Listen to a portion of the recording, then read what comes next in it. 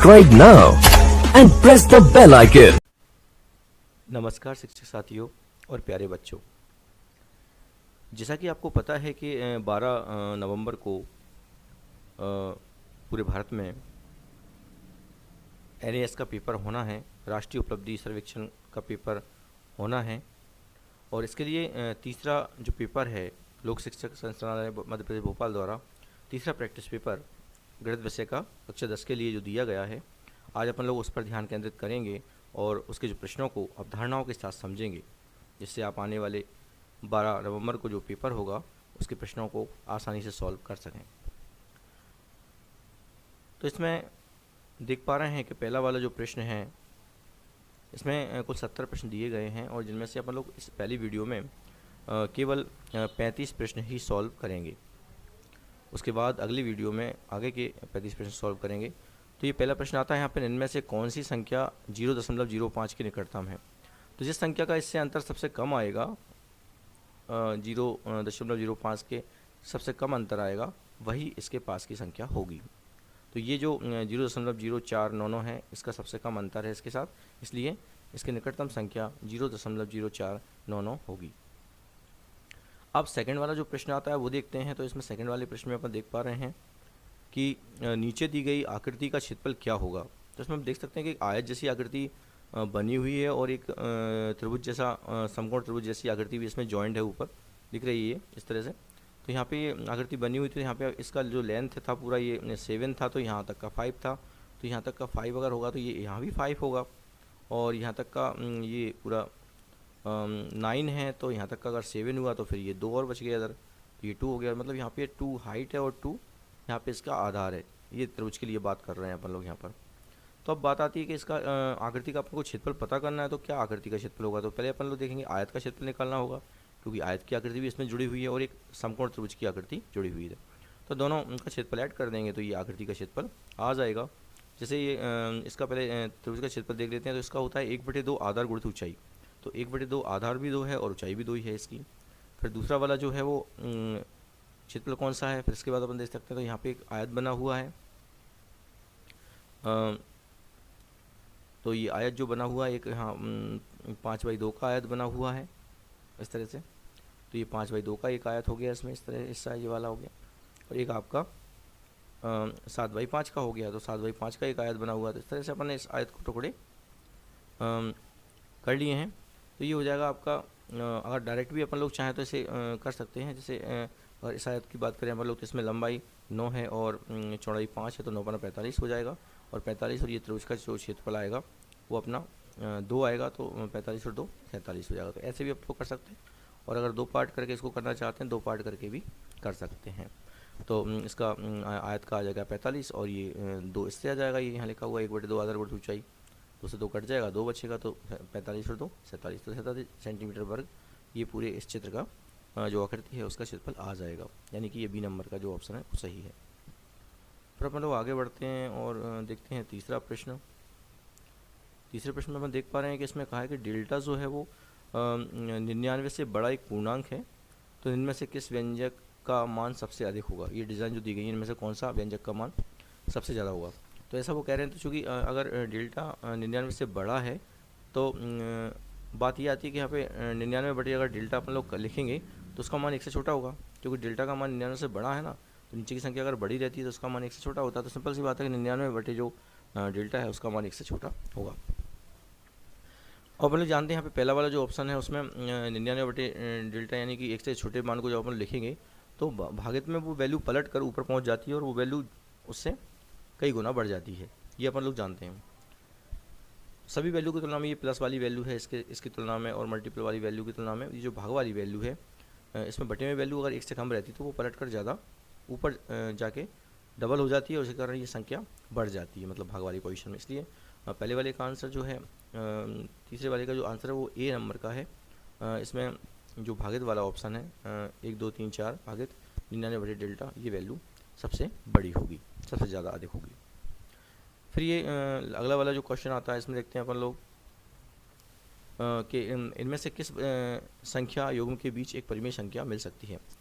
तो ये सभी संख्याएं अपन देख पा रहे हैं। परिमेय संख्या मिलने के लिए अपन जानते हैं कि बटे वाली संख्या का फॉर्म होना चाहिए।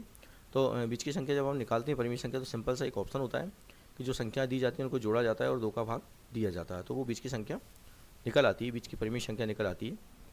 तो अपने चारों में देखते हैं ऑप्शन कौन से हो सकते हैं, अपन लोग देख सकते हैं यहाँ पर।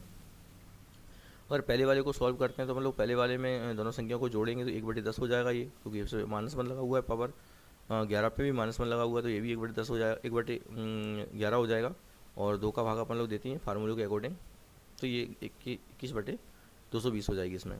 ऐसे इसके लिए भी अपन देखेंगे तो ये -9/2 हो जाएगा, और इसके लिए देखेंगे तो ये 131/20 हो जाएगा। मतलब सभी देखो परिमेय संख्या के फॉर्म में तब्दील हो रही हैं। इसका मतलब इन चारों ऑप्शन में से ये चौथा वाला जो ऑप्शन है, पहला, दूसरा और तीसरा सभी सही हैं, तो ये डी वाला ऑप्शन सही होगा, यानी प्रश्न नंबर 4 का डी वाला ऑप्शन सही होगा। फिर अपन लोग आगे बढ़ते हैं और देखते हैं 5वें नंबर का जो प्रश्न है वो देख लेते हैं। इसमें लिखा है कि दिखाए गए चित्र में PQRS एक समांतर चतुर्भुज है। ओके, PQRS एक समांतर चतुर्भुज है। RSTU एक समचतुर्भुज है। RSTU एक समचतुर्भुज है।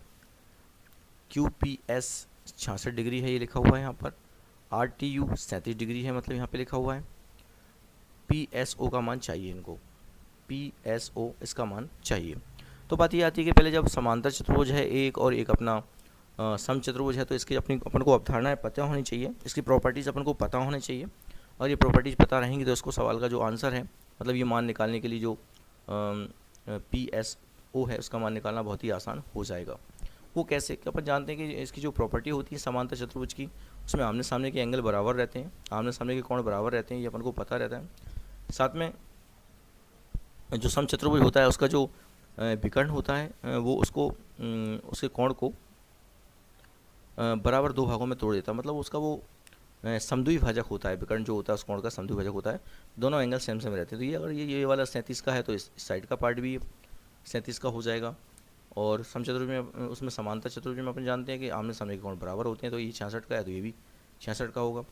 इस तरह से अपन देख सकते हैं 66 और 66 जोड़ के अपन लोग ये निकाल सकते हैं कि ये वाला कोण कितना आएगा, तो ये भी आमने सामने के 228 आ जाएगा, क्योंकि 66 और 66 जब जोड़ेंगे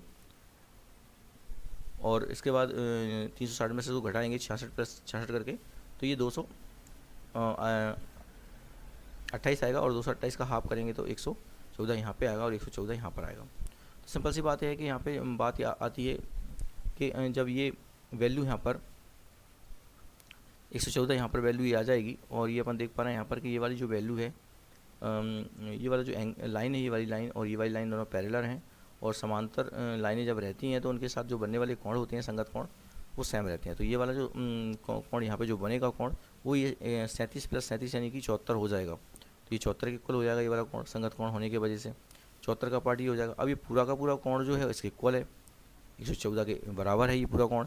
तो अगर 74 अपन लोग उसमें से कम कर देंगे तो कितना बचेगा, ये एंगल यहाँ पे जो एंगल है वो 40 बचेगा। इस तरह से ये वाला एंगल फाइंड आउट हो जाएगा, मतलब OSP का जो मान है या PSO का जो मान है वो 40 डिग्री आ जाएगा। तो यही इस वाले प्रश्न का 5वें प्रश्न का उत्तर जो है B नंबर का सही है। अगले प्रश्न पे आते हैं, अपन लोग देखते हैं 6वां प्रश्न आता है। 6वें प्रश्न में अपन लोग देखते हैं तो यहाँ पर आप देख पा रहे हैं कि एक व्यंजक लिखा हुआ है 4x² + y² + xy को पूर्ण वर्ग बनाने के लिए क्या करना पड़ेगा, मतलब ये वर्ग बन जाए इसके लिए अपन क्या करना पड़ेगा। तो अपन देख पा रहे हैं यहाँ पर कि इसको कम्प्लीटली एक वर्ग वाले फॉर्मूले में कन्वर्ट करने के लिए आपको यहाँ 3xy की ज़रूरत पड़ेगी, क्योंकि 3xy आप इसमें जोड़ेंगे तो ये हो जाएंगे 4xy, और इसको अपन लोग जब ओपन करेंगे तो 2x का वर्ग हो जाएगा ये इस तरह से, और ये y² हो जाएगा, और ये 4xy हो जाएंगे। जब से अपन लोग ठीक से जमाएंगे तो ये 2x का वर्ग हो जाएगा, y वर्ग हो जाएगा, और 4xy को 2x × y लिख सकते हैं अपन लोग। तो देख पा रहे हैं अपन लोग यहाँ पे एक फार्मूला क्रिएट हो रहा है, a वर्ग + b वर्ग + 2ab, that means a + b का वर्ग, तो 2x + y का वर्ग। अपन देख पा रहे हैं कि ये वैल्यू जो थी वो एक स्क्वायर वाली फॉर्म में कन्वर्ट हो गई है, मतलब पूर्ण वर्ग बन गई है। तो साफ साफ देख पा रहे हैं कि इस व्यंजक में 3xy जोड़ने पर ये पूर्ण वर्ग बन जाएगी। तो ये इसका 6वें वाले प्रश्न का B नंबर का जो उत्तर है वो सही है। आगे बढ़ते हैं और देखते हैं 7वां प्रश्न। 7वें प्रश्न में अपन देख पा रहे हैं कि इनमें से कौन सा विकल्प लगभग 30% है, तो जिसकी वैल्यू 30% के आसपास होगी वो इसका आंसर हो जाएगा। इसमें लिखा है आपको वास्तव में गणना करने की आवश्यकता नहीं है, केवल आपको अनुमान लगाना है। तो अपन देखते हैं 29 का दशांश मतलब 10वां भाग, तो ये 2.9 आएगा। 15 में से 2 यानी कि 2/15 यानी 0.13 आएगा, तो ये भी नहीं आया 30 के आसपास। 1 किलोग्राम में 31 तो 31/1000 आ जाएगा, ये भी 30 के आसपास नहीं आया। फिर ये 205 सेंटीमीटर में से 62 सेंटीमीटर, तो 62/205 जब लिखेंगे तो ये 0.30 आएगा, यानी कि ये 30% के आसपास आ जाएगा। किसी के जब परसेंट बनाते हैं तो 100 का मल्टीपल कर देते हैं उसमें और प्रतिशत लगा देते हैं, जब 100 का मल्टीपल करेंगे तो 30 के अबाउट आ जाएगा। इसका मतलब ये डी नंबर का जो आंसर है 7वें प्रश्न का सही है। अगले प्रश्न पे आते हैं, चलिए देखिए ये अगला प्रश्न है 8वें नंबर का। अमित के पास X क्रिकेट कार्ड थे। भूमि के क्रिकेट कार्ड की तुलना संख्या अमित के कार्ड की संख्या का 2/3 था। चेतना के पास कोई कार्ड नहीं था। अमित और भूमि ने कुछ कार्ड चेतन को दे दिए। अब उन सभी के पास समान संख्या में कार्ड हो जाते हैं। देने के बाद अमित द्वारा चेतन को दिए गए क्रिकेट कार्ड की संख्या निम्नलिखित में से किस विकल्प द्वारा दी जा सकती है। मतलब ये ऑप्शन दिए गए हैं 4। तो बात ये आती है कि अमित के पास X कार्ड थे, ओके, और चेतन के पास कुछ नहीं था। चेतन के पास 0 कार्ड थे और भूमि के पास थे उसके 2 तिहाई। जिसके 2 तिहाई अमित के, तो अपन देखो अमित के साथ 2 तिहाई लिख दिया, यानी अमित के पास X थे और भूमि के पास अमित का 2 तिहाई था, तो 2 तिहाई लिख दिया अपना अमित का, और चेतन के पास कुछ नहीं था, इस तरह से। लेकिन फिर क्या हुआ, अमित ने और भूमि ने कुछ कार्ड चेतन को दिए। माना इसने A कार्ड दिया, A कार्ड संख्या में कार्ड इसको दे दिए चेतन को, और भूमि ने B संख्या में कार्ड इसको चेतन को दे दिए। तो इसमें से A कम हो जाएगा और इसमें से B कम हो जाएगा, और इधर ये A+B हो जाएंगे, क्योंकि चेतन ने अमित ने भी कुछ दिए हैं कार्ड इसको और भूमि ने भी इसको कुछ कार्ड दिए हैं, तो A+B चेतन के हो जाएंगे। लेकिन बात ये आती है कि ऐसा करने के उपरांत सभी लोगों के पास कार्ड समान हो जाते हैं, मतलब समान संख्या में कार्ड हो जाते हैं, मतलब ये वैल्यू सब सेम होगी। ये वैल्यू थी तो बराबर हो जाएंगी, तो ये बराबर लिख दी अपन लोगों ने। पहले दोनों मानों को अगर सॉल्व करते हैं अपन लोग, तो A-V की वैल्यू X/3 आती है। फिर लास्ट के स्टार्टिंग वाला और लास्ट वाला अपन सॉल्व करते हैं तो 2A+B का मान X आता है। तो मतलब यहाँ पे A और B में ये दो समीकरण क्रिएट हो गए हैं।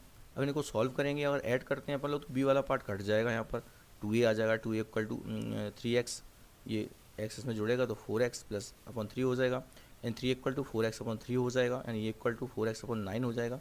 तो ये जो वैल्यू थी वो क्या थी, अमित ने चेतन को जो दी गई है वो वैल्यू है A। तो यहाँ सवाल में यही पूछ रहे हैं वो कि अमित द्वारा दिए गए क्रेडिट कार्ड में किस विकल्प द्वारा चुना जाएगा। अमित ने मतलब चेतन को जो दिया है वो कौन सा वाला पार्ट है इसमें, तो A जो है वही हिस्सा चेतन को दिया, तो A का जो मान निकाला अपन ने वो 4x/9 आया। तो अमित ने चेतन को 4x/9 जो कार्ड थे वो दिए हैं। तो यहाँ पे ऑप्शन जो आता है इसमें ऑप्शन देख पा रहे हैं अपन लोग, चौथा वाला ऑप्शन इस वाले प्रश्न का, प्रश्न नंबर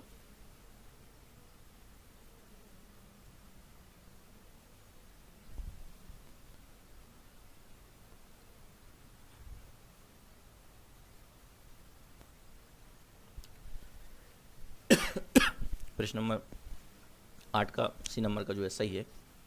आगे बढ़ते हैं, आगे देखते हैं अपन लोग, अगला वाला प्रश्न देखते हैं।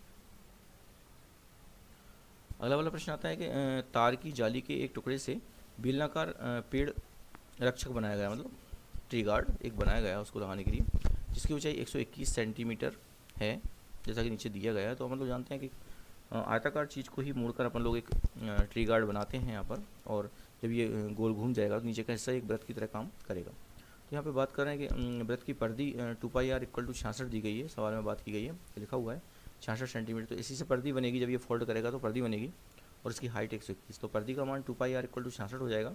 पाई की वैल्यू 22/7 इसमें रखेंगे और फाइंड आउट करेंगे तो आर की वैल्यू 21/2 आ जाएगी। अब पेड़ का जो रक्षक है उसका जो नीचे का हिस्सा है वो बेलनाकार टाइप का, बेलन टाइप का बना हुआ है पूरा हिस्सा, नीचे का जो आधार है वो एक वृत्त के टाइप का रहेगा। तो वृत्त का क्षेत्रफल अपन लोग निकाल लेंगे, πr², आर की वैल्यू आपको 21/2 दी गई है। जब ये 7 से कटेगा 7 21, और बाकी जो सॉल्व करेंगे सवाल को तो 1386/4 यानी कि 1386/4 आ जाएगा, और जब भाग देंगे 4 का तो 346.5 सेंटीमीटर वर्ग आ जाएगा। तो ये इस नीचे वाले ट्री गार्ड का जो नीचे वाला हिस्सा है आधार, उसका क्षेत्रफल आ जाएगा। तो यही इसमें पूछ रहे थे, तो इसमें जो आंसर है वो बी नंबर का आंसर सही होगा, 346.5 वर्ग सेंटीमीटर।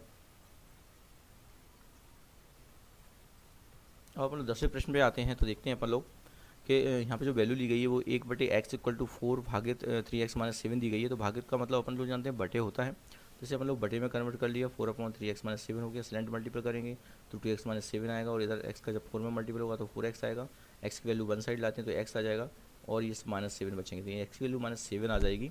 और अपन देख सकते हैं कि -7 इसका A नंबर का आंसर है, यानी कि 10वें प्रश्न का आंसर A नंबर का सही है। फिर अपन लोग यहाँ पे आते हैं, नीचे दी गई LMN एक चतुर्भुज इस प्रकार है कि कोण L का मान, कोण M का मान और कोण N का मान प्रत्येक सभी 80 से कम है। मतलब सभी के जो एंगल है उनका मान 80 डिग्री से कम है। मतलब ये वाला भी 80 से कम है और ये M जो है वो भी 80 से कम है और N है जो है वो भी 80 से कम है। ये कह रहे हैं सभी 80 से कम है। जब ये तीनों 80 से कम है तो इनका ऐड करेंगे तो वो अपन देख सकते हैं 240 से कम होगा। 8 के 24 240 से कम होगा कौन, इन तीनों का ऐड। अब चूँकि चतुर्भुज के चारों कोणों का योग अपन जानते हैं 360 डिग्री होता है, तो जो एक ओ कोण जो बचा हुआ है उसका मान 120 से ज़्यादा होगा, क्योंकि अपन जाने जब इनका मान तीनों का मान 240 से कम है और अपन 360 कुल एंगल होता है चतुर्भुज के चारों कोणों का योग, तो जो चौथा वाला कोण है उसका मान 120 से ज़्यादा होगा, 120 से बड़ा होगा। अब चूँकि अपन जानते हैं कि संपूर्ण कोण 360 डिग्री का होता है, तो जब ये वाला कोण 120 से ज़्यादा होगा तो ये वाला कोण 240 से कम होगा। x का मान, ये वाला पार्ट x का मान यहाँ पे, तो x का मान 240 से कम होगा। तो x का मान 240 से जब कम होगा तो दो यहाँ पे अपन देख सकते हैं कि 240 से तो दो मान कम है, एक 200 भी है यहाँ पे और एक 180 भी है। तो अब 200 माना जाए कि 180 माना जाए, तो इसके लिए ये बात है कि अगर अपने जैसे 180 मानते हैं तो ये लाइन सीधी बन जाएगी, ये लाइन, ये यहाँ पे कोण नहीं बनेगा, ये सीधा हो जाएगा, मतलब ये त्रिभुज रह जाएगा फिर तो ऐसी कंडीशन में हम लोग x का मान 180 नहीं मान सकते, क्योंकि 180 x को मान लेंगे तो यहाँ से एंगल खत्म हो जाएगा और ये सीधी लाइन हो जाएगी, L से N तक का सीधी लाइन हो जाएगी और ये चतुर्भुज की बजाय त्रिभुज दिखाई देगा अपन को। तो इसलिए अपन लोग यहाँ जो x की वैल्यू है वो 200 ही मानेंगे, 200 डिग्री ही मानेंगे। तो इसका जो आंसर है 11वें प्रश्न का वो बी नंबर का है, 200 डिग्री। फिर अपन लोग आगे बढ़ते हैं और देखते हैं आगे की संख्या जो 12वें नंबर का प्रश्न है वो देखते हैं। उसमें क्या होता है, उसमें देखते हैं अपन लोग यदि m एक प्रकट विषम संख्या है, चूँकि विषम संख्या है यहाँ पे, यानी कि 1 3 5 लाइक ऐसी है, इनमें से कौन सा व्यंजक एक सम संख्या होगा। व्यंजक को सम संख्या बताना है और m एक विषम प्रकट संख्या है। तो ये जो वैल्यू 4 लिखी गई इनमें से देखते हैं कौन सी बात सच होती है। चूँकि m एक विषम प्रकट संख्या है तो विषम नंबर्स m की वैल्यूज़ 1 3 5 7 लाइक ये हो सकते हैं। तो अपन लोग m बराबर 1 के लिए ट्राई करके देख लेते हैं कि कौन सी वैल्यू सम निकलेगी। अगर m बराबर 1 रखते तो ये विषम ही रह जाएगी। m बराबर 1 रखते हैं यहाँ पे तो 32 और 9 31 ये भी विषम रह जाएगी। अगर m का मान यहाँ 1 रखते तो ये भी 3 रह जाएगी, ये भी विषम रह जाएगी। m का मान अगर यहाँ रखते तो 99 + 1 100 हो जाएगा, ये सम हो जाएगा। तो अपन देख पा रहे हैं कि ये संख्या जो ऐसी है डी नंबर की, ये वैल्यू सम में कन्वर्ट हो जाएगी अगर m का मान विषम होता है तो कहने का मतलब 12वें नंबर का जो सवाल है उसका जो आंसर है वो डी नंबर का रहेगा, m² + 99। अगला वाला प्रश्न आता है उसको देखते हैं अपन लोग। 13 नंबर का जो प्रश्न है उसको देखते हैं। उसमें लिखा हुआ है कि एक नीचे दी गई संख्या रेखा में बिंदु Q -3 और -4 का मध्य बिंदु है। तो अपन -3 और -4 के बीच संख्या रेखा बनी हुई है और इसका मध्य बिंदु Q है। तो Q के बारे में जानकारी पता करना है, Q पर जो वैल्यू आएगी चारों में से कौन सी वैल्यू यहाँ पर मौजूद रहेगी। तो अपन देख पा रहे हैं कि -4 11/4 है तो ये 4 के लेफ्ट में आएगी, ऋण 4 के लेफ्ट में जाएगी और ये सभी वैल्यूज़ अपन देख रहे हैं ऋण 4 के लेफ्ट में जाएगी, लेकिन ये -3 12/18 है, ये ऋण 3 के लेफ्ट में जाएगी, यानी कि यहाँ बीच में आ जाएगी, इस जगह पर संख्या आ जाएगी। तो ये वैल्यू बी नंबर की जो है -3 12/18 जो है वो इसके ऋण 3 और ऋण 4 के बीच में संख्या आई, यानी कि वैल्यू होगी। तो अपन आगे देखते हैं। अब 14 नंबर का जो प्रश्न आता है वो देख लेते हैं। उसमें क्या लिखा हुआ है, एक स्कूल में कक्षा 9 और कक्षा 10 के विद्यार्थियों का अनुपात 3:2 है। कक्षा 9 के 30% और कक्षा 10 के 10% विद्यार्थी स्कूल में कमेटी के लिए चुने गए हैं। दोनों कक्षाओं के कुल विद्यार्थियों का कौन सा हिस्सा स्कूल विद्यार्थी कमेटी के लिए चुना जाएगा। तो बात यहाँ आती है कि 9x के अपन लोगों ने मान लिया कि 3x बच्चे हो जाएंगे और 9th के अपन लोगों ने 3x बच्चे मान लिए रेशियो के अकॉर्डिंग, और 10x के अपन लोगों ने 2x वैल्यू मतलब 2x बच्चों की संख्या मान ली। तो अपन देख पा रहे हैं टोटल इनकी जो वैल्यू कितनी हो जाएगी 5x स्कूल में अभी प्रेजेंट में। फिर जब कमेटी बनानी है तो क्या हुआ, कमेटी बनाने के लिए 9 में से फिर 30% लिया गया, मतलब 3x का 30% दैट मीन्स 9x/10 और 10वीं का 10% यानी 2x का 10% यानी कि 2x/10। कुल अपन ने जोड़ा कमेटी वाला हिस्सा तो ये 11/10 आ गया। अब बात ये आती है कि अपन लोग देख रहे हैं यहाँ पे ये पूछ रहे हैं कि वो कितना हिस्सा है, कुल का कितना हिस्सा है, ये पूछ रहे हैं वो कमेटी बनाने में जो लोग हुए हैं शामिल उनका कुल का कितना हिस्सा। तो हमने मान लिया कि 5x का 22 हिस्सा 11x/10 है, ये मान लिया अपन ने, मतलब 22 हिस्सा है 11/10। तो बाई का जब मान निकाला तो 5x का पहुँच जाएंगे, इस नीचे पहुँच जाएंगे, x कट जाएगा, तो बाई का मान आया 11/50, यानी कि 11/50 जो है हिस्सा है कौन का, चुने हुए विद्यार्थियों कमेटी के लिए। तो इसमें आंसर कौन सा होगा, तो ये क्वेश्चन नंबर 14 का जो आंसर होगा वो ए होगा, 11/50 पहला वाला आंसर सही होगा। अब अपन अगला प्रश्न देखते हैं। 15 नंबर का जो प्रश्न है वो देख लेते हैं। उसमें क्या लिखा हुआ है, यदि एक एपी एक पूर्ण संख्या है, इनमें से कौन सा व्यंजक पूर्ण वर्ग और पूर्ण घन दोनों हैं। तो पूर्ण संख्या का मतलब ये पूर्णांक है, ये जीरो है, जीरो से बड़ी संख्या हो सकती है। तो कौन कौन से व्यंजक के पूर्ण वर्ग और पूर्ण घन दोनों हैं, ये वो कह रहे हैं। तो पूर्ण घन और पूर्ण वर्ग होने के लिए अपन लोग इन संख्याओं पर लगा के देखेंगे कि इसकी वैल्यू अपन लोग कन्वर्ट करेंगे तो 5 आ जाएगी, पी की पावर 5 हो जाएगी। इसको सॉल्व करेंगे तो पी की पावर 4 हो जाएगी, और इसकी अगर सॉल्व करेंगे तो ये पी की पावर 6 हो जाएगी इसको सॉल्व करके। और ये वैल्यू पी की पावर 3 करने के बाद पी की पावर 3 रह जाएगी। तो ये वैल्यू अपन देख पा रहे हैं कि इसका अगर घनमूल भी निकालें तो ये पावर पी स्क्वायर रह जाएगा, और वर्गमूल निकालेंगे तब भी इसका मान क्यों रह जाएगा। तो दोनों वैल्यू इससे निकल रही हैं। वर्गमूल निकालते हैं अगर अपन देख रहे हैं, यदि वर्गमूल निकालते हैं तो पी पे पावर 3 रह जाती है, घनमूल निकालते हैं तो पी पे पावर 2 रह जाती है। मतलब जो वैल्यू है ये वाली सी नंबर की वैल्यू, इसके दोनों चीज़ें निकल रही हैं, पूर्ण घन पूर्ण घन भी है और पूर्ण वर्ग भी, यानी कि सी नंबर का जो आंसर है वो 15वें प्रश्न का सी नंबर का जो आंसर है वो सही है। अब आते हैं अपन लोग अगले प्रश्न पर आते हैं। यहाँ पर देख पा रहे हैं कि नीचे दिए गए समीकरण को देखिए। तो ये समीकरण लिखा हुआ है यहाँ पर कि 1.234 इंटू 5 6.78 इक्वल टू 70.066652 ये लिखा हुआ है। तो वो ये कह रहे हैं कि इसको अकॉर्डिंग, इसके अकॉर्डिंग नीचे वाली जो वैल्यू है उसमें जो भागित के बाद जो खाली स्थान पड़ा हुआ है उस पर क्या आएगी संख्या। तो सिंपल सी बात है कि यहाँ पे भागित बनाया गया है, मतलब इस वैल्यू को देख पा रहे हैं कि इसमें पॉइंट के हिसाब से बात करेंगे। यहाँ पे पॉइंट 2 डिजिट वाला लगा हुआ है यहाँ पर, और यहाँ पॉइंट सबसे आगे लगा हुआ है, यानी कि इस पॉइंट को इन्होंने 100 का भाग दे के आगे सरकाया है। जब अपन लोग संख्या का भाग देते हैं जीरो वाली संख्या का, तो जीरो की संख्या के आधार पर वो लेफ्ट साइड खिसकता है। मतलब 10 का भाग देंगे तो वो 1 अंक सरक जाएगा लेफ्ट साइड डेसिमल, 100 का भाग देंगे तो वो 2 अंक खिसक जाएगा लेफ्ट साइड, और अगर 1000 का भाग देंगे तो वो 3 अंक खिसक जाएगा लेफ्ट साइड। वैसे यहाँ पे अपन देख पा रहे हैं कि संख्या में ये जो पॉइंट है वो 2 अंक बाद यहाँ खिसका हुआ है, इसका मतलब 100 का भाग यहाँ दिया होगा। तो 100 का भाग लेफ्ट राइट साइड दिया जा रहा है, तो यहाँ 10 का भाग इसमें और 10 का भाग इसमें अपन लोग अलग अलग दे सकते हैं इसको देखते हुए, क्योंकि यहाँ 10 का भाग दिया जा रहा है, साफ साफ दिख रहा है इसमें 10 का भाग दिया होगा। जब ये एक पॉइंट बाद ये डेसिमल आ गया यहाँ पर, तो यहाँ पे 100 का देंगे तो 10 का इसमें और 10 का इसमें हो जाएगा। मतलब ऐसे देखिए आप 10 का इसमें 10 का इसमें हो जाएगा और इसमें 100 का हो जाएगा। तो 100 की वैल्यू से ये डेसिमल आ जाएगा 7 के आगे, यहाँ आ जाएगा 2 अंक पहले आ जाएगा, और यहाँ पर इसमें 10 का भाग देंगे तो यहाँ 1 अंक बाद आ जाएगा यहाँ पर, और इसमें 10 का भाग देंगे तो ये 1 के आगे आ जाएगा डेसिमल। तो ये वैल्यू यहाँ पे ऐसी आ जाएगी। तो हम देख पा रहे हैं कि इसको अगर बटे में ले जाते हैं इस वैल्यू को अगर इसके बटे में ले जाते हैं अपन लोग तो इसके बराबर आएगी। तो ये वैल्यू अपन देख के समझ रहे हैं यहाँ पे कितना आ रहा है वैल्यू, यहाँ पर 5.678 आ रहा है, इस जगह पे 5.678 आ जाएगा, और अपना जो आंसर होगा इसका वो बी नंबर का सही होगा, यानी 16 प्रश्न का जो उत्तर है वो बी नंबर का है। आगे बढ़ते हैं। तो यहाँ पे एक चित्र बने हुए हैं दो, और एक बेलनाकार बना हुआ है चित्र और एक घनाकार, दो चित्र बने हुए हैं। तो यहाँ पे बेलन का जो हाइट है दोनों की बहुत सेम, दोनों की सेम है, हाइट दोनों की सेम है, बेलन की भी और जो घनाभ बना हुआ उसकी भी हाइट जोड़ी है। इसमें 2/3 मतलब आधा भाग जो है वो पानी से भरा हुआ है, और इसमें 1/3 भाग मतलब h/3 भाग जो है वो पानी से भरा हुआ है। अब बात यहाँ पे आती है कि बेलनाकार आयतन का जो अपन देख पा रहे हैं कि इसका जो सूत्र है वो अपन लोग यहाँ पे देखते हैं। दोनों ही पात्रों में बराबर मात्रा में पानी डाला गया, मतलब आयतन सेम है। दोनों ही पात्रों में बराबर मात्रा में पानी डाला गया, इसका मतलब आयतन सेम है। तो बेलनाकार पात्र का जो 1/2 भाग है हाइट, और उसकी घनाकार पात्र का जो है 1/3 हिस्सा पानी से भरा हुआ है। यहाँ पर साफ साफ बात देख पा रहे हैं कि दोनों का आयतन जब सेम है तो दोनों का आयतन अपन को निकालना पड़ेगा। तो बेलन के आयतन का क्षेत्रफल 154 दिया हुआ है उसमें। तो बेलन का आधार कैसा होता है, वृत्त जैसा होता है। तो पाई आर स्क्वायर इक्वल टू 154। जब आर का वैल्यू यहाँ फाइंड आउट करेंगे, पाई का वैल्यू 22/7 रखेंगे, तो आर स्क्वायर का मान ये आ जाएगा, और कटने के बाद आर की वैल्यू 7 आ जाएगी, मतलब 7 सेंटीमीटर इसकी त्रिज्या होगी। अब चूँकि बात यहाँ आती है कि इसका अपन लोगों ने आर का वैल्यू तो इससे सॉल्व करके निकाल लिया है, लेकिन अब पानी दोनों में चूँकि दोनों में समान मात्रा में पानी डाला गया है, दोनों का आयतन समान होगा। तो बेलन में पानी का आयतन और घनाभ में पानी का आयतन दोनों सेम होंगे। तो बेलन में अगर पानी के आयतन की बात करें अपन लोग, तो इसमें बेलन का जो आयतन का फार्मूला होता है वो लग जाएगा पाई आर स्क्वायर h/2, क्योंकि इसके लिए जो हाइट है वो h/2 का काम कर रही है इसमें।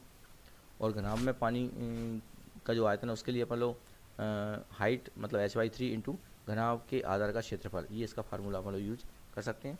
तो घनाभ का आधार जो है वो कहाँ तक जा रहा है, वो h/2 तक जा रहा है, तो ये इसका आयतन के लिए काम कर सकते हैं। तो एस एच कट गए यहाँ पर, और घनाभ के आधार का क्षेत्रफल अपन लोगों ने फाइंड आउट करा, तो ये 3 पहुँच जाएगा, यहाँ 3/2 हो जाएगा, और इसका मान 22/7 हो जाएगा, और आर का वैल्यू 7 × 7, यानी कि सॉल्व करेंगे जब तो 231 आएगा। तो 231 सेंटीमीटर वर्ग ये इसका आंसर हो जाएगा। 231 वर्ग सेंटीमीटर। तो उन्होंने जो पूछा गया था कि समान ऊंचाई के हैं और साथ में बेलनाकार आयतन है, तो यहाँ पे अपन लोग ये बताने में कामयाब हो गए हैं कि 1/3 हिस्सा पानी से भरा हुआ है। यदि बेलनाकार पात्र के आधार का क्षेत्रफल 154 सेंटीमीटर है, तो दूसरे वाला जो पात्र है उसके आधार का क्षेत्रफल अपन को बताना है, तो वो 231 सेंटीमीटर वर्ग आ जाएगा। यानी कि इस वाले प्रश्न का जो उत्तर है वो सी नंबर का सही है, 231 वर्ग सेंटीमीटर। अब ये 18वें नंबर के प्रश्न पे अपन लोग आते हैं। तो यहाँ 18वें नंबर का जो प्रश्न है वो देख रहे हैं। 18वें नंबर प्रश्न में एक व्यंजक लिखा हुआ है 3/2 पे भाग 6 और भागित का चिन्ह बना हुआ है और एक खाली स्थान में डिब्बा बना हुआ है, बराबर में 1 को लिखा हुआ है। तो यहाँ साफ साफ बात ये समझ पा रहे हैं अपन लोग कि अगर यहाँ पर वैल्यू इतनी ही वैल्यू यहाँ पे चाहिए तभी ये कट कर 1 आएगा। ये सिंपल सी बात समझ में आ जाती है। इतनी वैल्यू इसमें इन चारों में से कौन बना पाएगा, इतनी वैल्यू इन चारों में से कौन बना पाएगा। अपन देखते हैं कि ये जो वैल्यू है ये इस पर 3/2 पे घात 2 हो जाएगा, तो इसके इक्वल नहीं हो पा रही। यहाँ पर ये 4 दूनी 8 हो जाएगा, तो इसके वैल्यू इक्वल नहीं हो पा रही। ये भी 4 दूनी 8 हो जाएगा, इसके वैल्यू इक्वल नहीं हो पा रही। यहाँ पे 6 चाहिए अपन को। फिर अपन लोग इसको देखते हैं, इस वाली वैल्यू को। तो ये माइनस की चूँकि पावर लगी हुई है तो ये वैल्यू पलट जाएगी, 9/4 हो जाएगी। ऐसे लाइक 9/4 हो जाएगी, उस पर 3 घात। 9/4 को अपन लोग 3/2 का घात 2 लिख सकते हैं, तो 2 दूनी 2 3 6 हो जाएगा, यानी 3/2 की घात 6 हो जाएगी। मतलब ये जो वैल्यू है, ये वैल्यू ऐसी ही वैल्यू है, इसी वैल्यू को इस वाले फॉर्म में अपन लिख पा रहे हैं। यानी कहने का मतलब ये कि यहाँ पे इसका मान यहाँ पे रख देंगे, ये आपस में कट जाएंगे, दोनों इक्वल है ना इसलिए, और बना जाएगा। तो इसका कहने का मतलब ये है कि 18वें नंबर का जो प्रश्न है उसका जो आंसर है वो सी नंबर का सही है, 4/9 पे पावर -3। 19वें नंबर का प्रश्न आता है, इसमें लिखा हुआ है कि दिखाए गए आयत चित्र के आधार पर आयत चित्र एक हेल्थ क्लब में लोगों द्वारा जॉगिंग में व्यतीत व्यायाम के समय को प्रतिशत में दर्शा रहा है। ये वाला तो हेल्थ क्लब में कुल 50 लोग हैं और 60% से कम समय जॉगिंग में व्यतीत करने वाले लोग 20 हैं। ये साफ साफ दिख रहा है। 60% से कम लोग अब देख पा रहे हैं, लोगों की संख्या ये इस साइड है और जॉगिंग में लगने वाला जो समय है वो नीचे है। तो अपन देख पा रहे हैं कि 60% से कम, यानी कि 60% से कम ये यहाँ से यहाँ तक नीचे रहेगा। ये 60% से कम मतलब यहाँ तक रहेगा। तो 10 ये और 5 ये और 5 यानी कि 20। तो 20 लोग ही ऐसे हैं जो मतलब 60% से कम जॉगिंग में समय व्यतीत करते हैं। और इसका कितना निकालना है अपन को, फिर अपन को इसका निकालना है। सब तो लिखा हुआ है कि 20% से कम समय जॉगिंग में व्यतीत करते हैं कितने प्रतिशत लोग। तो यहाँ पे अपन का 20 लोग, 50 में से 20 लोग 60% से कम काम करते हैं। इसका परसेंट निकाल लेते हैं, कितना प्रतिशत बनेगा। ये 20 काम करते हैं 50 में से, तो इसका 100 का गुणा करके प्रतिशत निकाल लेंगे तो आपस में कट जाएंगे और 40% आ जाएगा। तो इस वाले प्रश्न का उत्तर अपना ये होगा कि इसमें जो 60% से कम जॉगिंग करने वाले जो व्यक्ति हैं वो उनकी मात्रा, तो उनकी संख्या 40% है। मतलब इसका डी वाला जो आंसर है वो सही है। फिर अपन लोग आगे आते हैं, 20वां प्रश्न है। 20वें प्रश्न को देखते हैं अपन लोग।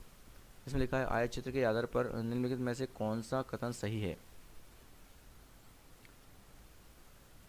तो यहाँ लिखा हुआ है क्लब में आधे से अधिक लोग व्यायाम का समय 60% से कम समय जॉगिंग में व्यतीत करते हैं।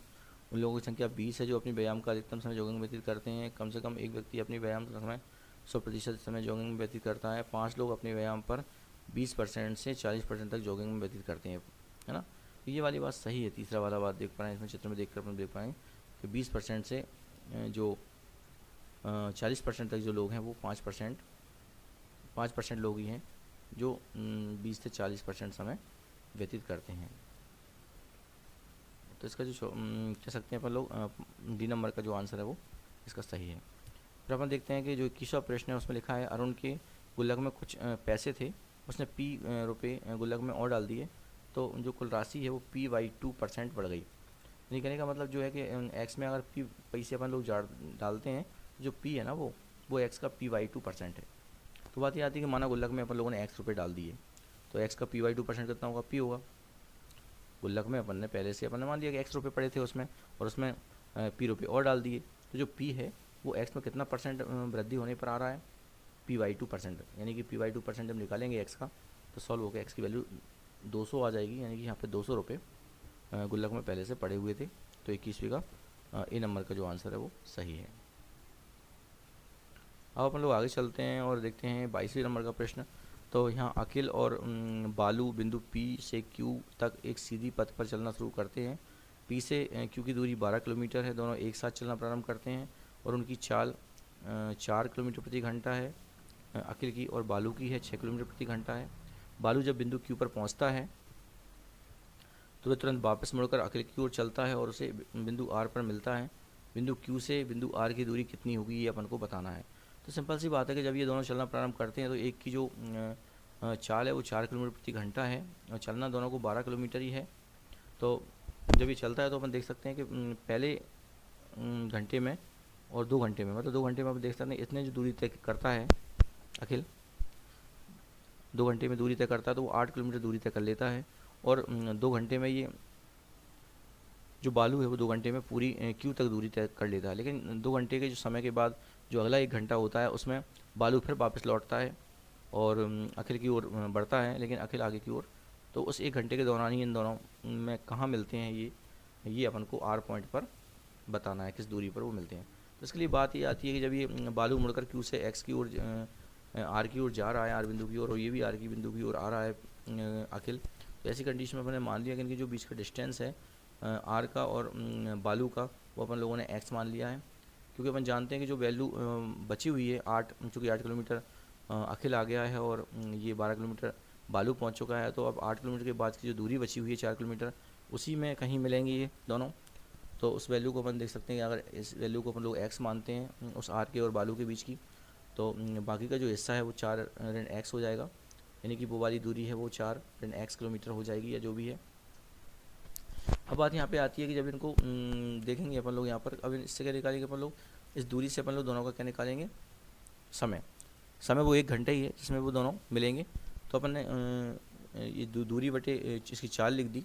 अखिल के लिए चाल चूँकि 4 है, यहाँ पे 4 किलोमीटर प्रति घंटा 4 लिख दी, और बालू के लिए जो चाल है वो 6 है, तो X बटे 6 हो जाएगी। तो चाल दोनों की क्या होगी, दोनों का जो समय है वो बराबर होगा।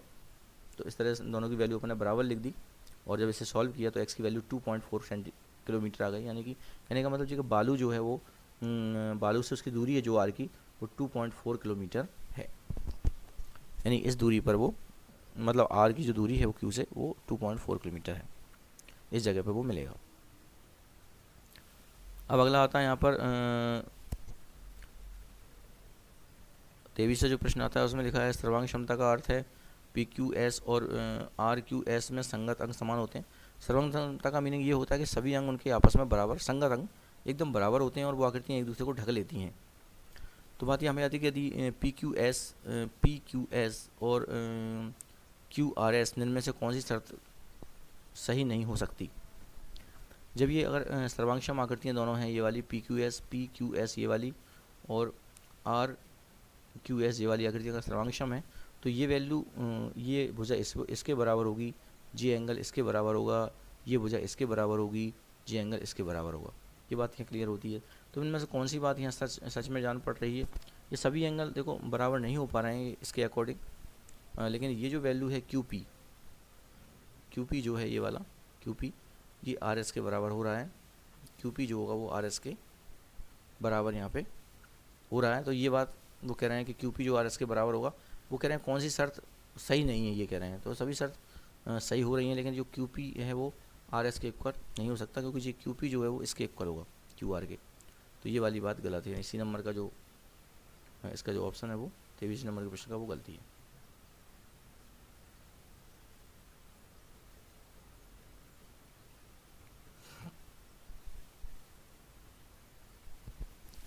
चित्र में देख रहे हैं यहाँ पर लोग दो चित्र बने हुए हैं। एक पहला चित्र बना हुआ है और एक दूसरा चित्र बना हुआ है। पहले वाले चित्र में 16 पृष्ठीय फलक हैं, 16 फलक इसमें मौजूद हैं, और यहाँ पे लिखा हुआ है कि घन के प्रत्येक फलक का क्षेत्रफल P वर्ग सेंटीमीटर है। तो चित्र 1 के ठोस का कुल पृष्ठीय क्षेत्रफल जो कि Q है, प्रत्येक फलक का क्षेत्रफल P है और 16 P वर्ग सेंटीमीटर है, और पहले वाले ठोस का कुल पृष्ठीय क्षेत्रफल Q है। तो Q का मान 16 P के बराबर हो जाएगा, क्योंकि 16 फलक है ना उसमें, इसलिए तो Q का मान 16 P इक्वल टू Q के बराबर हो जाएगा। अब वो यहाँ पे बात करते हैं कि तो दूसरे वाले फलक के लिए की बात होगी, दूसरे वाले फलक का पृष्ठीय क्षेत्रफल कितना होगा। तो अपन देखते हैं उसका दूसरा वाला जो पृष्ठीय क्षेत्रफल होगा उसका 18 P होगा, क्योंकि इसमें 18 फलक हैं, 18 फलक 18 का गुणा हो जाएगा P में।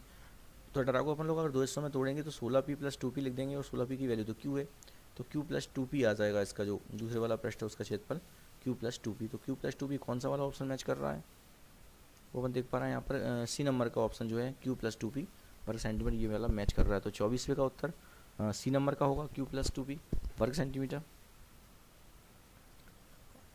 आगे आते हैं अपन लोग 25 नंबर पर क्वेश्चन पर आते हैं। तो यहाँ पे हम देख पा रहे हैं कि एक जादूगर है और उसने 1 से 100 तक की संख्या के कार्ड को एक पंक्ति में क्रम से जमा रखा है। उसने एक चाल चली जिसमें उसने सभी कार्ड गायब कर दिए। कौन से कार्ड गायब कर दिए जिनमें 7 का अंक था, तो 1 से लेकर 100 तक जो जिसमें भी मतलब 7 का अंक था वो गायब कर दिए और क्रम को आगे के कार्ड से उनकी जगह ले ली, मतलब अपने आप ही वो खिसक जाएंगे।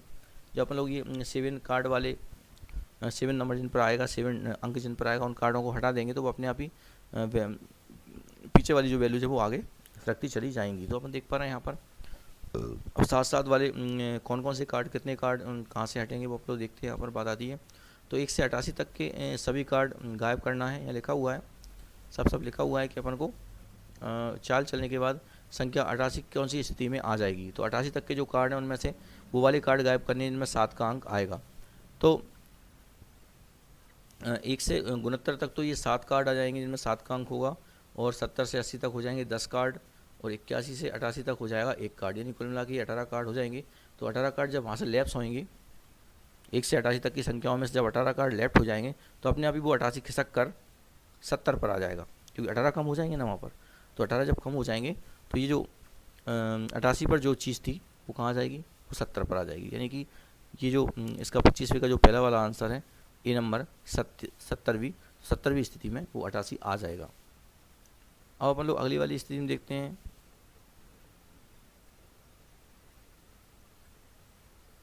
छब्बीसवां प्रश्न यहाँ पे आया, नीचे दिए गए चित्र में एल और एम समांतर रेखा हैं। तो दिख रही हैं साफ साफ एल और एम समांतर रेखा हैं, और वो ये चाहते हैं, बता रहे हैं कि पी क्यू आर का माप कितना होगा, पी क्यू आर का जो बीच में जो माप बनेगा वो कितना बनेगा। तो इसके लिए अपन क्या करना पड़ेगा, इन दोनों समांतर रेखाओं के बीच में एक अपन लोगों ने इन्हीं के समांतर एक रेखा और जो क्यू से जाने वाली एक रेखा खींच दी है। तो यहाँ पे ऐसी रेखा खींचने पर क्या फ़ायदा होगा अपन को, अगर ये रेखा अपन लोग यहाँ पे खींच देंगे तो यहाँ पे कुछ समांतर रेखाओं के बीच में जो एंगल बनते हैं उनकी प्रॉपर्टीज यहाँ पे लग जाएगी, उनकी अवधारणा यहाँ पे लग जाएंगी और अपन एंगल आसानी से फाइंड आउट कर सकते हैं। तो अपन ने यहाँ पे जो लगाया एल और एम, दो रेखाएं समांतर रेखाएं, और उनके बीच में अपन ने क्यू से जाने वाली एक रेखा खींच दी है। तो अपन देख पा रहे हैं यहाँ पर कि ये दोनों रेखाएं समांतर हो जाएंगी, और समांतर रेखाओं में अपन जानते हैं कि उनके जो एकांतर एक तरफ के जो अंतःकोण होते हैं वो 180 डिग्री होता है उनका माप कुल मिलाकर। तो अगर ये 130 डिग्री का होगा तो यहाँ पे बनने वाला कोण 50 हो जाएगा, 50 हो जाएगा। ऐसे नीचे वाले अगर समांतर रेखाओं के बीच में देखें तो वन साइड वाले ये 112 है, तो यहाँ पे 68 बचेगा, क्योंकि कुल मिला के जो अंतःकोण होते हैं वो 180 डिग्री होते हैं। तो अगर ये 112 डिग्री यहाँ पर रहेगा तो यहाँ पर कितना बनेगा, 68 बनेगा।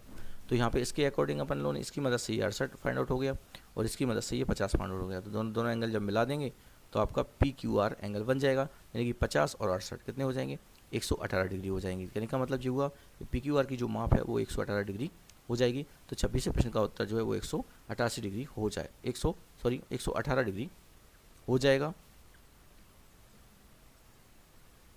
अगले प्रश्न पे आते हैं अपन लोग। अब यहाँ पे एक प्रश्न आता है कि ललित और शेखर के पास अलग अलग आकार के वर्गाकार खेत हैं। उन्होंने अपने अपने खेत के चारों ओर बिना किसी अंतर या ओवरलैप के तार की बाड़ लगा दी है, और ललित ने तार के 8 बंडल उपयोग किए हैं। प्रत्येक बंडल में तार की लंबाई 20 मीटर है और इसके लिए उसने कुल 800 रुपये खर्च किए हैं। शेखर ने कुछ अन्य बंडल उपयोग किए हैं और प्रत्येक बंडल में 30 मीटर लंबाई थी बंडल की, उसने कुल 300 रुपये खर्च किए हैं। दोनों ने प्रति मीटर तार के लिए समान पैसे चुकाए हैं। दोनों के खेतों की भुजाओं की लंबाई का अंतर पता करना है। तो यहाँ सिंपल सी बात ये है कि पहले वाला जो व्यक्ति है, यानी का मतलब जो ललित है, उसने 8 बंडल उपयोग किए हैं और हर एक बंडल की लंबाई 20 है। तो इससे अपन ये पता कर लेते हैं कुल लंबाई कितनी हो जाएगी। कुल लंबाई अपन पता कर लेते हैं तो अपन देख पाएंगे गनमन इसको लगानी है, चारों तरफ लगानी है वर्ग में। तो ये 8 चूँकि बंडल हैं और 20 उसकी लंबाई है, तो 8 का जब 20 में गुणा करेंगे तो 160 मीटर आ जाएगा। यानी 160 मीटर उसने जो ललित है उसने बाड़ लगाई है, और 160 मीटर का जो खर्चा है वो अपन देख पा रहे हैं कि 800 रुपये के हिसाब से 160 मीटर का जो खर्चा है वो 800 रुपये है। तो 1 मीटर खर्चा कितना हो जाएगा, 160 का अपन लोग भाग दे देंगे 800 में, तो ये आ जाएगा अपना 1 मीटर का खर्चा 5 रुपये जाएगा। दलित के लिए बात चल रही है यहाँ पर। अगर अपन लोग शेखर के लिए बात करेंगे तो वर्ग का परिमाप अपन शेखर के लिए जो बंडल की संख्या चूँकि शेखर की दी नहीं गई है उसे अपन लोगों ने x मान लिया यहाँ पर, तो x गुणे 30 हो जाएगा। तो 30x का जो मीटर का खर्चा होगा वो 300 रुपये है सवाल के अकॉर्डिंग। तो 1 मीटर का जब हम खर्चा निकालेंगे तो वो 30x 300 के बटे में पहुँच जाएंगे, यानी 10/x हो जाएगा रुपये में। तो यहाँ पर देख पा रहे हैं कि 1 मीटर का जो खर्चा है वो 5 रुपये और इसके 1 मीटर का जो खर्चा है वो 10/x हो जाएगा। और सवाल में कहा भी है कि दोनों के जो प्रति मीटर तार का जो खर्चा है वो सेम है, वो बराबर है। इसका मतलब दोनों को बराबर रख देंगे अपन लोग, 5 = 10/x और x की वैल्यू आ जाएगी 2। तो यहाँ पे अपन देख पा रहे हैं कि x की वैल्यू जब 2 आ जाएगी तो जो ललित के लिए जो वर्ग का वो जो परिमाप हो जाएगा वो हो जाएगा 60। x का मान 2 रख देंगे तो 60 मीटर हो जाएगा और इसके लिए 160 मीटर है। तो अपन देख सकते हैं कि जब हम इनको सॉल्व करेंगे वर्ग की भुजा, चूँकि ये तो वर्ग का परिमाप हुआ, लेकिन जब वर्ग की भुजा निकालेंगे तो वो कैसे निकलेगी, चूँकि अपन जाने वर्ग का परिमाप 160 है तो उसकी भुजा कितनी हो जाएगी 40 मीटर होगी। और शेखर के लिए ये जो वाली जो भुजा होगी, क्योंकि अपन जानते हैं कि वो 4 गुणी होती है और परिमाप जो होता है वो भुजा का 4 गुना होता है। तो इसका अगर परिमाप 160 डिग्री है तो 4 का भाग देने पर भुजा बन जाएगी। तो ये हो जाएगा अपना 4 का भाग देंगे 4 चौके 16, 40 आ जाएगा। ललित के लिए 40 बन जाएगी वर्ग की भुजा। और अगर शेखर की बात करते हैं तो यहाँ पे 60 चूँकि मीटर परिमाप हो जाएगा इसका, और इसमें अपन 4 का भाग देंगे तो 15 आएगा, यानी 15 मीटर। तो शेखर के लिए 15 मीटर वर्ग की भुजा हो जाएगी और ललित के लिए 40 मीटर वर्ग की भुजा हो जाएगी। और जब अपन इन दोनों का अंतर निकालेंगे तो दोनों का अंतर अपन देख पा रहे हैं 25 आएगा। 40 का और 15 का जो अंतर है वो 25 आएगा। तो क्वेश्चन नंबर जो 27 है उसका आंसर बी नंबर का सही होगा, 25 मीटर।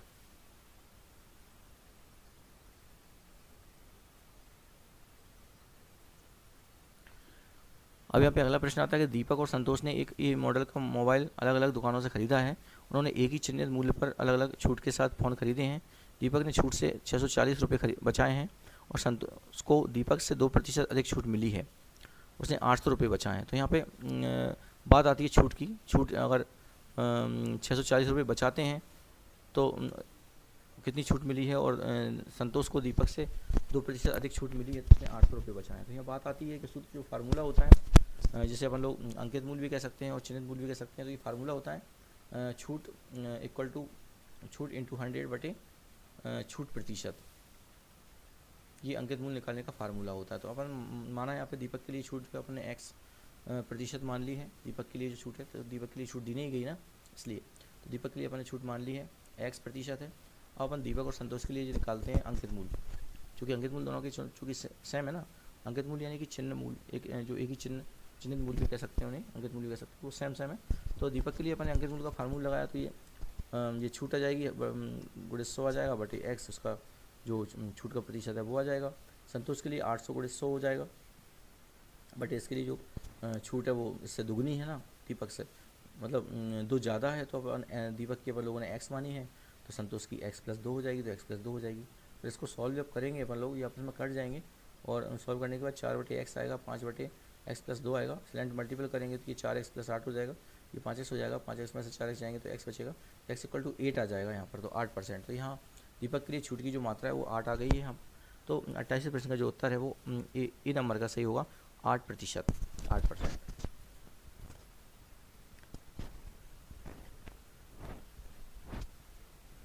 अगले वाले प्रश्न पर आते हैं अपन लोग 29 प्रश्न पर।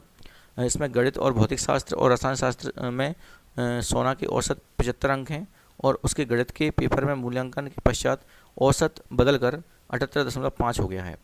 तो गणित में सोना के अंकों के बारे में मूल्यांकन के पश्चात इनमें से कौन सा निष्कर्ष निकाल पाएंगे। तो सिंपल सी बात है कि 3 विषय थे उसके, गणित था, भौतिक था, रसायन था। इसमें कुल अंक उसके अगर निकाले जाएँ, चूँकि 75 औसत था उसका तीनों विषय में, तो अगर कुल अंक निकाले जाएंगे तो 75 गुणे 3 हो जाएगा, तो ये हो जाएगा 225 हो जाएगा। लेकिन जब वो दोबारा से मूल्यांकन करवाती है वो, तो उसका औसत बदल जाता है। तो फिर उनसे तीनों का गुणा करेंगे, 78.5 में गुणा करेंगे तो 235.5 आ जाएगा, यानी उसके 235.5 अंक हो जाएंगे। तो अपन को ये बताना है कि इसमें क्या निष्कर्ष निकला है। तो साफ साफ दिख रहा है कि सोना के जो है इतने अंक और बढ़ गए हैं, साफ साफ दिख रहा है इसमें कितने अंक बढ़ गए हैं।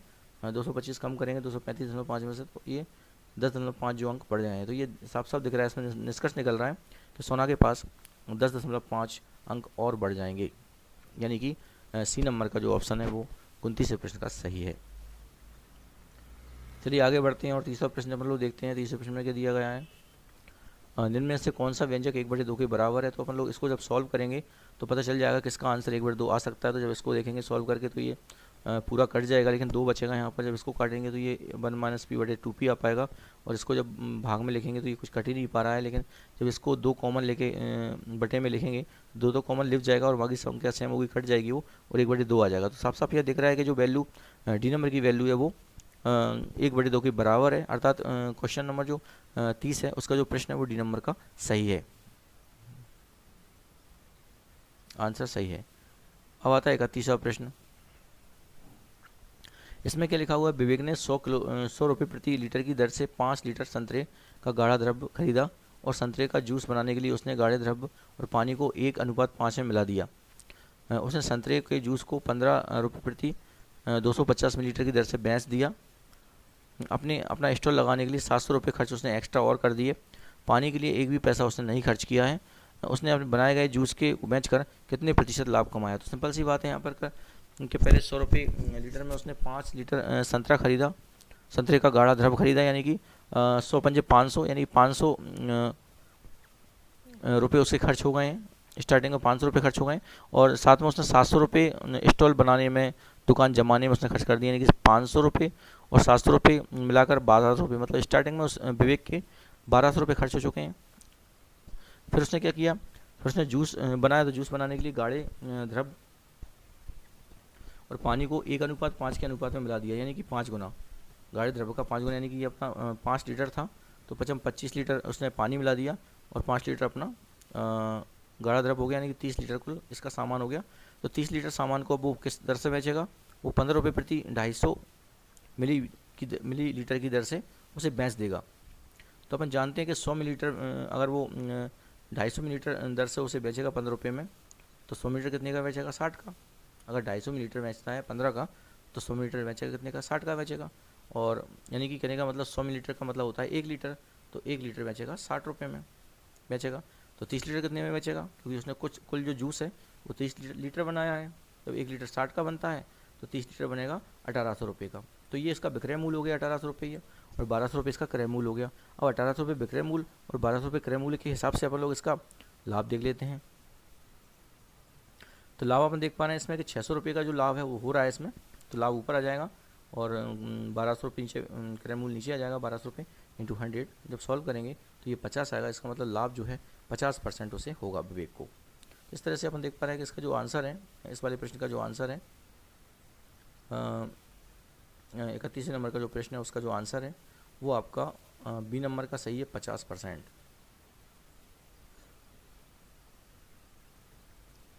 अब एक 32वें नंबर का प्रश्न आता है, उसको देखते हैं। 32 और 33 नंबर का प्रश्न इसमें जुड़ा हुआ है। इसमें क्या एक प्रतियोगिता हो रही है इस क्वेश्चन में। इस प्रतियोगिता में फुटबॉल की 4 टीमें हैं, एक पी है, एक क्यू है, एक आर है और एक एस है। इनमें आपस में प्रतिस्पर्धा हो रही है। चयन चरण में प्रत्येक टीम प्रत्येक अन्य टीम के साथ ठीक एक बार ही खेलती है। खेले जाने वाले प्रत्येक मैच में खेलने वाली टीमों के अंक इस प्रकार दिए गए हैं कि जीतने वाली टीम को 2 अंक मिलेंगे और हारने वाली टीम को कुछ नहीं मिलेगा, और यदि मैच बराबर का है तो दोनों टीमों को फिर 1-1 मिलेगा। तो यहाँ पे बात ये आती है कि इनका जो स्कोर है फाइनली जीतने के बाद वो ये रहा है, मतलब पी को 0 अंक मिलेंगे और क्यू को 4 अंक मिलेंगे और एस को 3 अंक मिलेंगे। तो इसी बात को ध्यान रखते हुए अपन को मैच खेलना है, और देखते हैं कि कौन कौन सी कंडीशन इसमें रखनी है, इसके हिसाब से मैच खेला जाएगा। तो बात ये आती है कि सबसे पहले ये बात आती है 32वें क्वेश्चन में, कभी टीम क्यू द्वारा खेला गया कोई भी मैच बराबरी पर ख़त्म नहीं होता।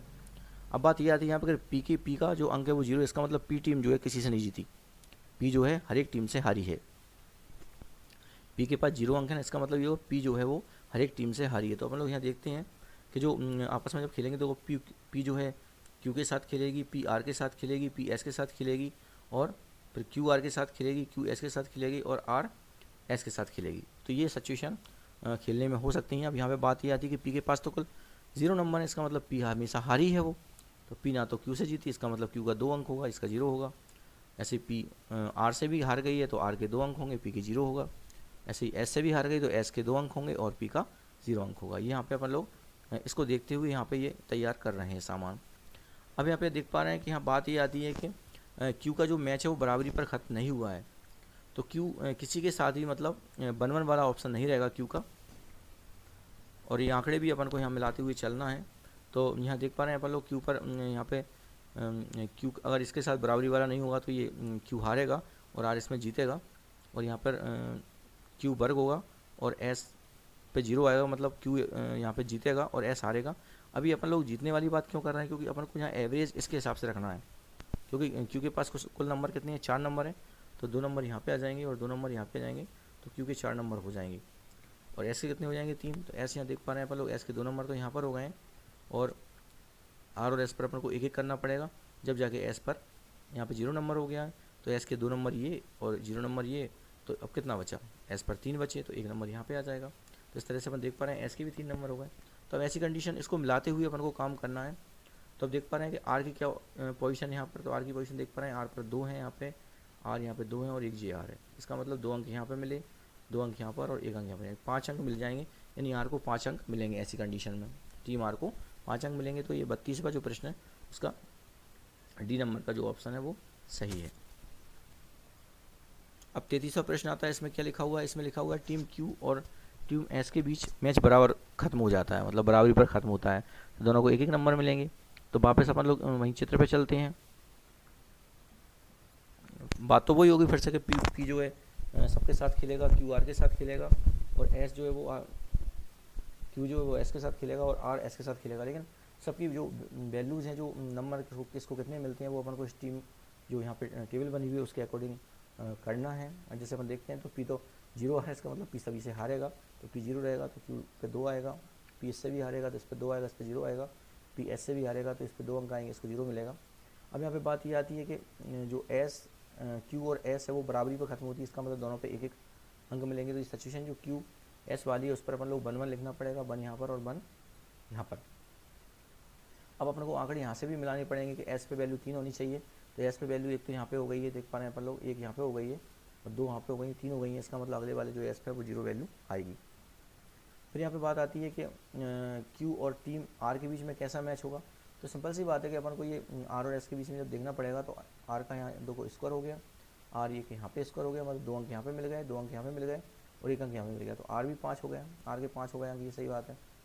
अब बात आती है किस पर, क्यू और आर पर, क्यू और आर में क्या स्थिति है, तो क्यू और आर में स्थिति देख पा रहे हैं कि ये भी देखो सेम सेम होगा, इसका मतलब इसमें भी बराबरी पे मैच खत्म हो जाएगा क्यू और आर का। तो यहाँ पे जो उत्तर होगा केबीसी प्रश्न का वो ये होगा, सी नंबर का, मैच बराबरी पर खत्म हुआ। तो अब आगे देखते हैं अपन लोग 34वें नंबर का प्रश्न देखते हैं। इसमें आता है कि मेगा और निखिल ने मोम की एक बेलनाकार मोमबत्ती बनाई, लाई के जैसी बना ली मेगा ने, और मेगा की मोमबत्ती के आधार की त्रिज्या जो है वो आर और एच, उसकी जो हाइट है वो ये है इसलिए, और निखिल की मोमबत्ती का आयतन मेगा की मोमबत्ती के आयतन का 1/4 है। तो अपन यहाँ बात कर लेते हैं, निखिल की मोमबत्ती का आयतन लिख लेते हैं और 1/4 मेगा की मोमबत्ती का आयतन लिख लेते हैं। यहाँ पे 1/4 लिख दिया, और मेगा की मोमबत्ती का आयतन जो है पाई आर स्क्वायर एच हो जाएगा, क्योंकि मोमबत्ती का जो बेलनाकार है इसलिए पाई आर स्क्वायर एच होगा। यहाँ पाई का मान यहाँ पे जो वैल्यू है अपन लोग वो रख देंगे। देख पा रहे हैं यहाँ पर कि अपन लोग इसकी वैल्यू कैसे अपन लोग कन्वर्ट कर सकते हैं। तो यहाँ 4 का गुणा अपन लोगों ने यहाँ कर दिया, 4 का गुणा यहाँ पे कर दिया, क्योंकि इसको अपन को एक आयतन के फॉर्म में फिर से क्रिएट करना है। तो यहाँ ये r/4 का वर्ग हो जाएगा ये वाला पार्ट, और ये 4। तो यहाँ पे देख पा रहे हैं कि ये त्रिज्या का काम कितना कर रहा है, r/4 कर रहा है यहाँ पे त्रिज्या का काम, और हाइट का काम 4h कर रहा है, 4h कर रहा है। तो ये अपन देख सकते हैं कौन सी वैल्यू यहाँ पे सही आ रही है यहाँ पर निखिल के लिए। तो यहाँ पे रेडियस का काम r/4 हो रहा है यहाँ पर, और हाइट का काम 4h हो रहा है। तो ये बी नंबर का जो आंसर है वो सही है। 34वें प्रश्न का जो बी नंबर का आंसर है वो सही है। 35 प्रश्न पे आते हैं अपन लोग, देखते हैं। तो यहाँ 35 प्रश्न पर 2 प्राकृत संख्याएं Q और S Q और H इस प्रकार से दी गई हैं, सॉरी G और H इस प्रकार से दी गई हैं कि G का मान S से बड़ा है और G को S से भाग देने पर 13 आता है। इसमें साफ साफ बात होती है कि जब G को S से भाग दिया जाता है तो शेषफल 13 आता है। इसका मतलब H का मान 13 से बड़ा होगा, क्योंकि भाजक जो होता है वो शेषफल से हमेशा बड़ा रहता है। H का मान 13 से बड़ा होगा।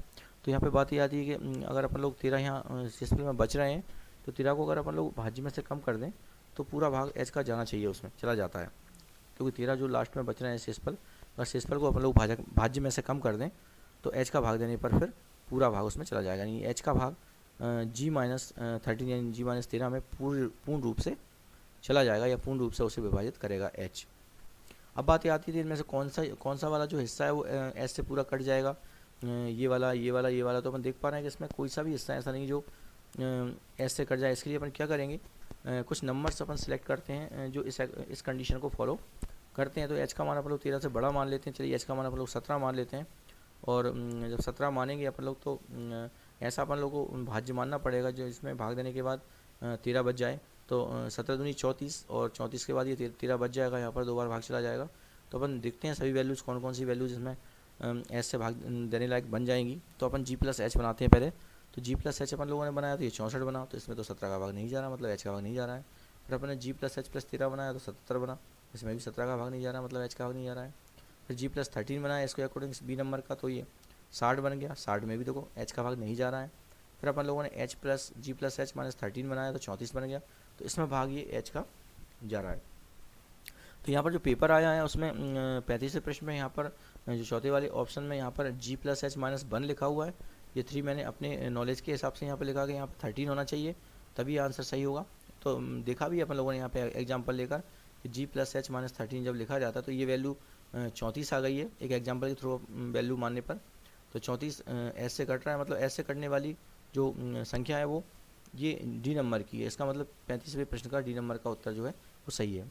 सवाल में राज्य शिक्षा केंद्र द्वारा यहाँ पे बन दिया गया था, लेकिन बन जो है इसके हिसाब से सेटिस्फाई नहीं हो रहा था। लेकिन जब 13 यहाँ पे लिख दिया जाएगा बन के प्लेस पर G+H-13, तो ये आंसर यहाँ सही हो जाएगा, यानी डी नंबर का जो आंसर है 35वें प्रश्न का वो सही है। तो आज अपन लोग 35 प्रश्न के अवधारणाओं के साथ सॉल्व करेंगे और अगली वीडियो में अपन लोग अगले 35 प्रश्न सॉल्व करेंगे। तो निश्चित है बच्चों आपको ये समझ में आया हो, अवधारणाएं समझ में आ गई होंगी। और ऐसे प्रश्न अगर 12 नवंबर को आते हैं नेक्स्ट वाला जो पेपर होगा उसमें, तो आप निश्चित है कि उनको अवधारणाओं को समझकर उनको सवालों को सही से उनके सही विकल्प लगा पाएंगे। धन्यवाद साथियों।